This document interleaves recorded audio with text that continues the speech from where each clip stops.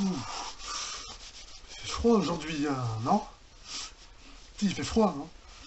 Ouais, il fait froid. Bonjour à tous et à toutes, et aujourd'hui on se retrouve pour une nouvelle vidéo, pour une nouvelle critique. Et donc aujourd'hui nous allons parler du film Sang Froid, comme vous l'avez pu deviner, cette énorme doudoune d'hiver. Un film qui a donc pour personnage principal Liam Neeson, qui pour la 150e fois a un fils qui est mort, et va donc venger son fils, voilà. C'est à peu près le même scénario que beaucoup de films que Liam Neeson a fait depuis Taken, mais voilà en gros le scénario. Gonna kill him. One guy can disappear. Two, who wants me dead?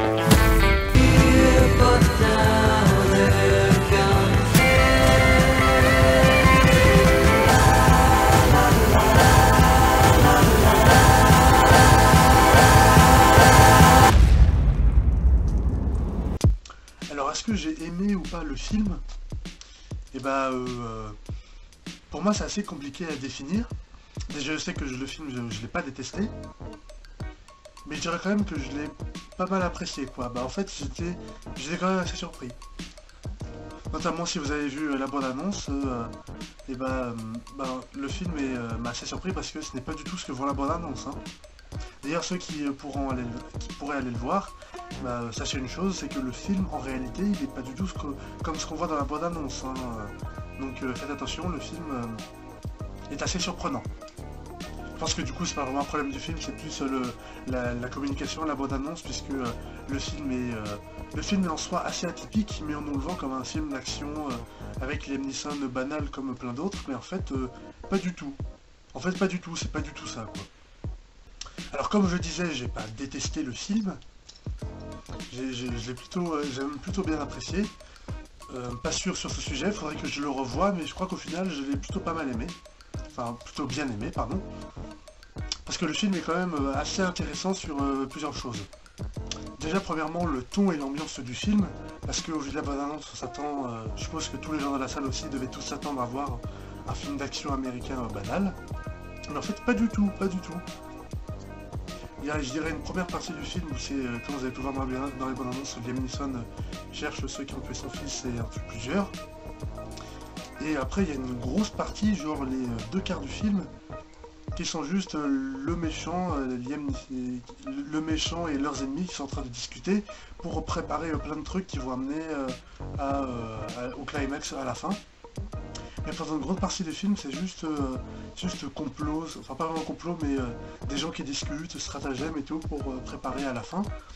Et au niveau du ton et de l'ambiance aussi, c'est très différent de ce qu'on peut voir parce que le film prend vraiment son temps, hein. Pardon. Le film prend vraiment son temps, il se pose et dans le film aussi il y a très peu de musique, notamment dans les moments où il parle, donc ce qui fait qu'on a des moments vraiment très lents. On a surtout de la musique dans les scènes d'action. Mais donc voilà, au niveau du ton et de l'ambiance, c'est assez surprenant parce que c'est pas vraiment ce à quoi on s'attendait à voir. Pour parler de la mise en scène aussi, parce que la mise en scène, elle est très intéressante dans le film. En fait, salut, je m'appelle Benoît Trolax.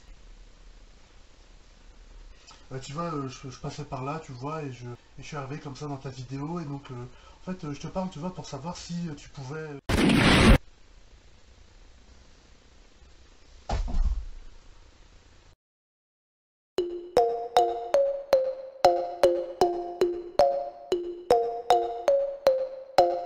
Et ben voilà, hein.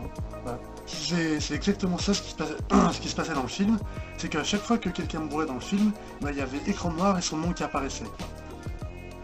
Donc ça paraît un peu bête comme astuce de mise en scène, mais citez-moi un autre film qui l'a fait, hein. Voilà, c'est assez dur, hein. Ouais, donc cette astuce, moi je trouve qu'elle marche très bien pour le coup, parce que déjà c'est assez original.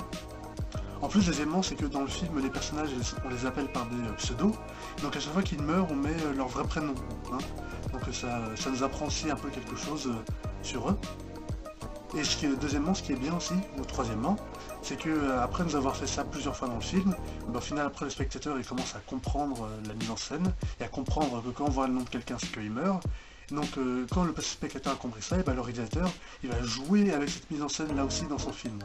Je vous dis pas comment il fait, mais ça marche bien sur le coup, hein. et c'est plutôt réussi.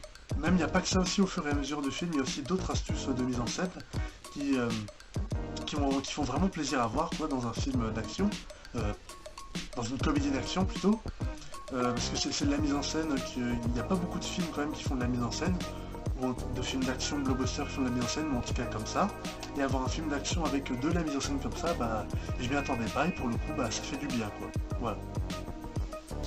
Et l'une des choses assez surprenantes aussi, c'est l'humour du film. Parce que oui, il y en a beaucoup même. Il y a beaucoup plus d'humour que d'action dans le film. Donc c'est pour ça qu'au début, je pensais que le film serait un film d'action comique. Mais non, en fait, je pense que le film est plutôt une comédie d'action. Parce qu'il y a vraiment, il n'y a pas beaucoup d'action, et il y a beaucoup d'humour. Beaucoup.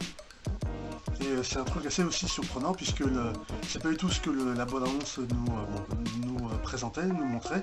Ça montrait ça comme un film d'action. Mais oui, il y avait beaucoup de blagues, il y avait beaucoup d'humour.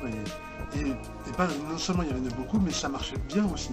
L'humour faisait mouf, la salle rigolait beaucoup dans le film. Et moi aussi je rigole beaucoup et je trouve ce film vraiment très drôle. Notamment le dernier plan du film, hein, je vous le dis pas, mais c'est aussi très drôle, mais l'ensemble du film lui aussi est très drôle et assez sympathique. Avant-dernier point sur lequel j'avais envie de parler, c'est la fin du film, ou plutôt le générique, parce que oui, pour une fois il y a quelque chose d'intéressant dans le générique, parce que vous voyez, quelquefois dans le générique on met le nom des acteurs et des personnages par ordre d'importance dans le film ou par ordre d'apparition. Et bah là, le générique, avec le nom des acteurs et des actrices, ils le mettent par ordre de disparition. Donc c'est-à-dire qu'ils le mettent en fonction des acteurs qui sont morts dans le film. Donc c'est-à-dire que les acteurs qui sont morts en premier dans le film, ils ont leur nom en premier, et ceux qui meurent en dernier, ils ont leur nom en dernier. Voilà, donc par ordre d'apparition et par ordre de disparition, c'était assez drôle comme truc, et c'est plutôt pas mal, ça marche plutôt bien.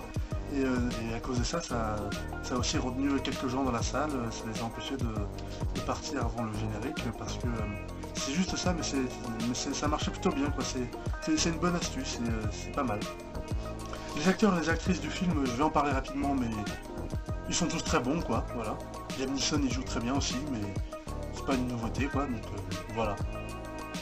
Le seul défaut, le seul reproche que je pourrais faire au film, c'est les deux personnages des policiers, quoi. Il y a un policier et une policière à Kyo dans la ville, et qui sont montrés comme donc qui enquêtent sur toute l'histoire qui se passe dans le film, je ne le révèle pas, mais ils enquêtent en gros sur cette histoire. Et bah ces deux personnages de policiers, et bah ils ne servent à rien. Ils ne servent à rien du tout, quoi. À aucun moment ils vont rencontrer à peine les personnages à la fin, mais vraiment à peine, quoi.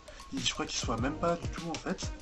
Ils n'aident pas du tout le héros Liam Neeson bah, il n'aide pas du tout en fait, ni lui ni les méchants. Il n'influe pas du tout sur cette enquête ou sur la décision des personnages ou sur l'histoire du film.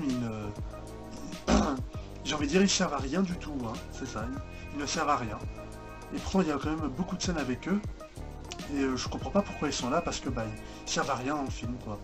On aurait pu enlever toutes les scènes avec eux pour rajouter à la place un peu plus d'action, quoi. Voilà. C'était le seul point négatif que j'avais à dire. Mis à part ça, et bah, même si au final le film m'a assez surpris et que il y a quand même pas beaucoup d'action dans le film, bah, je trouve que c'est quand même un film pas mal et un film intéressant, un film assez surprenant. Et je vous conseillerais d'aller le voir quand même. Même si je le trouve vraiment... c'était bien, mais c'était pas extraordinaire, quoi, mais je vous conseillerais quand même d'aller le voir, quoi. Voilà. Et voilà, cette critique est à présent terminée. Merci à vous de l'avoir suivi jusqu'au bout. N'hésitez pas à mettre un pouce en l'air pour me dire ce que vous en avez pensé de ma vidéo et aussi du film si vous l'avez vu.